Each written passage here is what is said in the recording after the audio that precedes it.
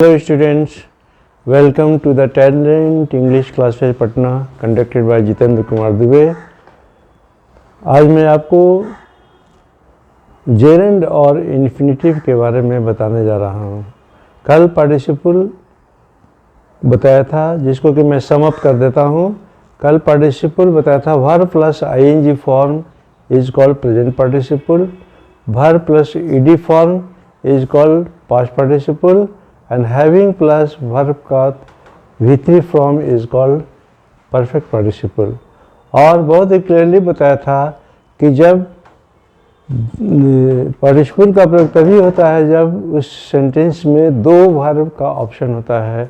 एक वर्ब पहले कंप्लीट होता है और दूसरा वर्ब बाद में कंप्लीट होता है, या हो सकता है कि साइमल्टेनियस भी दोनों हों।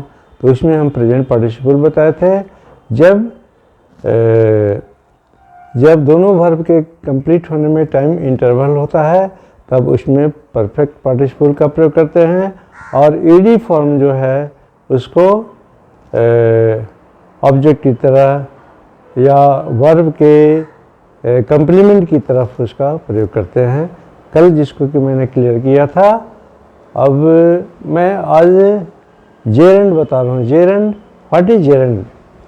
तो जेरेंड में भी वर्ब प्लस आईएनजी होता है, पार्टिसिपल में भी वर्ब प्लस आईएनजी बताया था, और जेरेंड में भी वर्ब प्लस आईएनजी होता है। अब प्रश्न उठेगा कि what is difference between participle and gerund?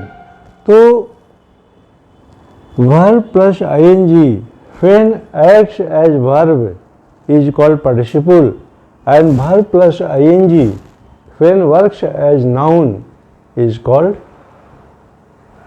gerund। For example,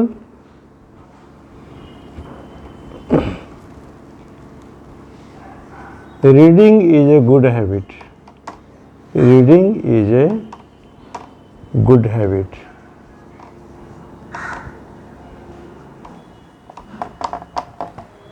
So this reading is gerund। Reading is gerund, but reading he entered into the class, पढ़ते हुए क्लास में एंटर किया।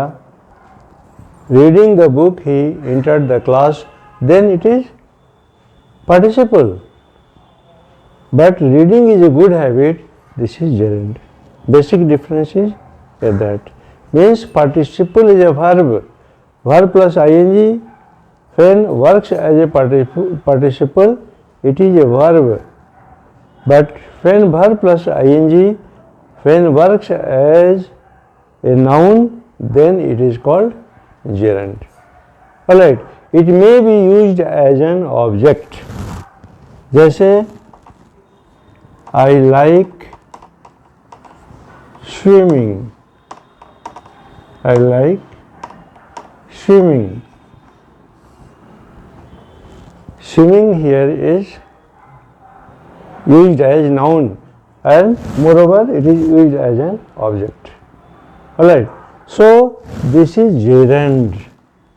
Swimming is not, यहाँ कोई तैर नहीं रहा है। मैं तैरना पसंद करता हूँ। Alright, यहाँ पढ़ना एक अच्छी आदत है, कोई पढ़ नहीं रहा है, पढ़ने का काम कुछ भी नहीं हो रहा है वाक्य सेंटेंस में। पढ़ने हैबिट को अच्छा बताने की जानकारी मिल रही है। Alright, so this is basic difference between participle and gerund. अब एक प्रश्न ये भी दिमाग में हो सकता है, क्या जेरेंड नाउन है? वर्ब से बना हुआ नाउन है। वर्बल नाउन भी एक होता है, वर्बल नाउन, वर्ब से बना हुआ नाउन। तो बेशक जेरेंड एक वर्ब से बना हुआ नाउन है, बट जेरेंड में आईएनजी लगा रूप ही केवल होता है। जेरेंड में केवल आईएनजी ही लगा होता है, जबकि इसके अलावे कुछ और भी शब्दों को लगा करके वर्ब से नाउन बनाया जा सकता है। जैसे डिसाइड, डिसाइड माने निर्णय करना, इसे हम कैसे वर्बल नाउन बनाएंगे? डिसीजन, डिसाइड से डिसीजन, तो ये वर्बल नाउन हुआ। But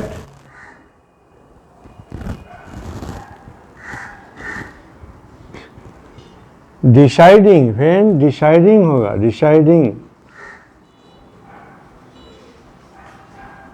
deciding not to go,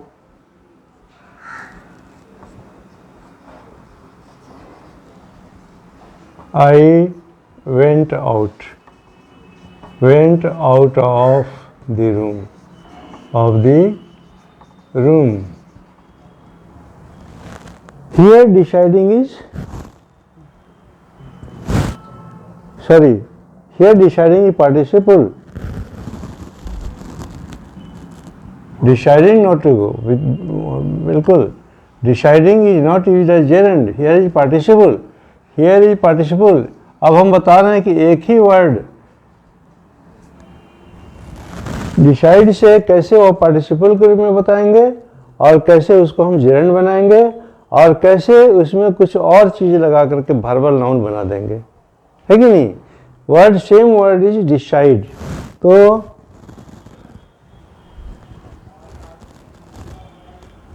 I did not want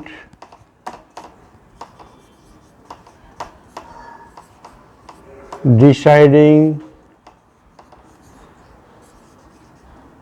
there dispute. Their लिख दीजिए, एक आदमी का डिस्प्यूट नहीं होता है. Their dispute. I did not want deciding their dispute. मैंने उन लोगों के झगड़े को डिसाइड करना नहीं चाहा. मैंने उन लोगों के झगड़े का निर्णय करना, फैसला करना नहीं चाहा. Alright. So here deciding is gerund. Here deciding is participle, or here decision is verbal noun. Verbal noun. तो देखिए decide वर्ड से participle भी बना, decide से gerund भी बना और decide से verbal noun भी बना. अब तो मैं समझता हूँ कि जेरेंड, पार्टिसिपल और इन सब चीज़ों का कंसेप्ट क्लियर हो गया होगा. अब आगे चलते हैं. What is infinitive. ऐसे तो इन्फिनिटिव जब शब्द का नाम लेते हैं तो इसके साथ टू अपने आप लग जाता है. Infinitive to, infinitive to, infinitive.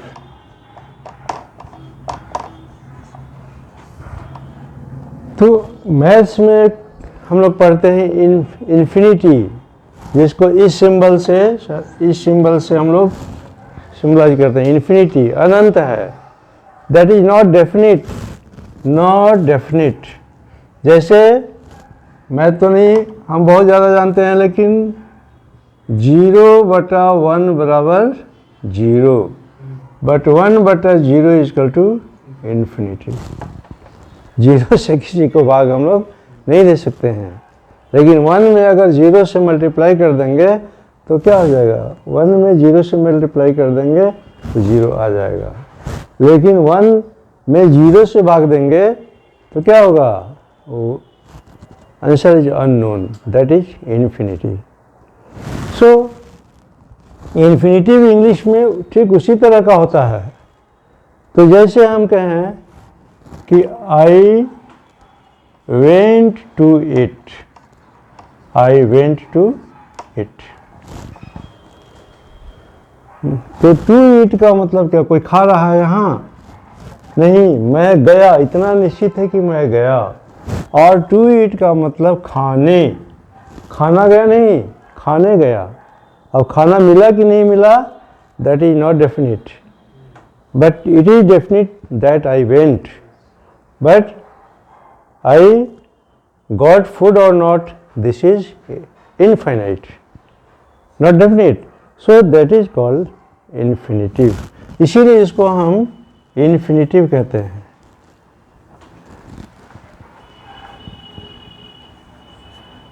It is easy to से, बड़ा इंपॉर्टेंट लाइन है. इट इज ईजी टू से but difficult to do, difficult to do। कहना आसान है और करना कठिन होता है, मुश्किल होता है। तो इसमें न कोई कह रहा है न कोई कर रहा है, but this is a proverb that it is easy to say but difficult to do. कहना आसान है और करना कठिन है। तो इसमें न कोई कह रहा है न कोई क्या कर रहा है। बट एक बात और मन में आ रही होगी कि कहना, तैरना अच्छी, पढ़ना अच्छी आदत है। पहले वाक्य बताया था ना, reading is a good habit. तो रीडिंग जेरेंड हुआ, तो कहीं ये कहना तो जेरेंड नहीं है। टू से कहना, ये भी कहना है, ठीक है। तो जेरेंड तो पहले हम बता चुके हैं कि उसमें आईएनजी जरूर लगा रहेगा। राइट, तो this is infinitive form. Two plus verb one, two plus verb one form is called infinitive. Infinitive. Again I clear this, all these three things I want to clear, because कल भी जो पढ़ाया था और आज भी उसका पूरा समरी में बता देता हूँ। कल मैंने पार्टिसिपल को डिटेल में बताया था, पार्टिसिपल। आज मैंने बताया जेरेंड, और क्या बताया, इन्फिनिटिव। तीनों का स्ट्रक्चर आप जान जाएंगे तो एकदम आईना की तरह क्लियर हो जाएगा। Participle verb plus ING, V2 and having plus V3। कल इसको डिटेल में मैंने डील किया था। Gerund verb plus ING when X मत लिखिए, यूज्ड एज नाउन। ये क्या हो गया, जेरेंड हो गया। जैसे for example, drinking is a bad habit.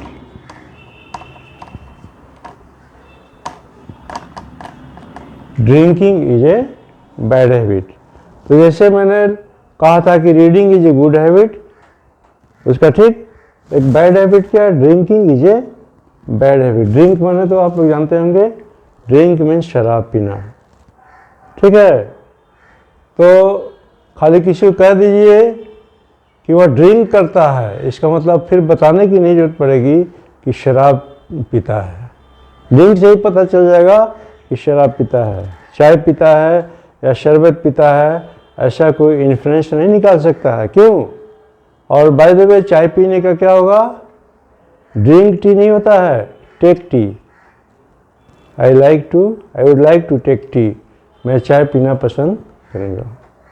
तो टेक टी, ड्रिंक टी कभी मत कहिएगा। फिर प्रॉपर यूज ऑफ वर्ड्स में डिटेल में हम चर्चा करेंगे, वो आगे की बातें होंगी। बट नाउ इतना ही जान जाइए कि चाय कॉफ़ी पीने में ड्रिंक शब्द का प्रयोग कभी नहीं करते हैं, और अकेले जब ड्रिंक शब्द का प्रयोग हो तो उसका अर्थ केवल शराब पीने से होता है।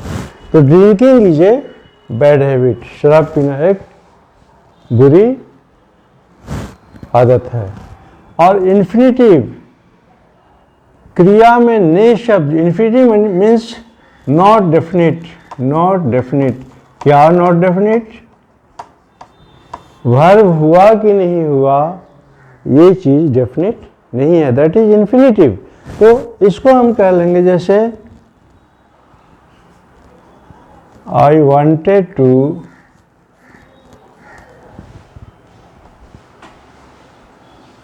Bye a computer. I wanted to buy a computer. मैंने एक कंप्यूटर खरीदना चाहा. Wanted to buy a computer. तो खरीदा कि नहीं खरीदा, ये यहाँ पर डेफिनेट नहीं है. ये चाहत को बताता है, ये मेरी इच्छा को बताता है कि मैंने ऐसा सोचा, ठीक ना, मैंने कंप्यूटर खरीदने को सोचा. तो आज मैंने इन चीज़ों को आप लोग के सामने क्लियर किया. क्या क्लियर किया कि जेरेंड क्या है, इन्फिनेटिव क्या है, और पार्टिसिपल कल पढ़ाए हुए, कल के लेक्चर में मैंने पार्टिसिपल बताया था, उसको रिव्यू करते हुए जेरेंड और इन्फिनेटिव को भी मैंने आपके सामने डील किया. मुझे उम्मीद है कि आप लोगों को बहुत हद तक कुछ क्लियर हो गया होगा. अगर किसी तरह का कोई कन्फ्यूजन हो तो फिर अगले लेक्चर में हम फिर इसको सम अप करते हुए आगे बढ़ेंगे, और तब तक के लिए नेक्स्ट लेक्चर तक हम यहीं पर विराम लेते हैं.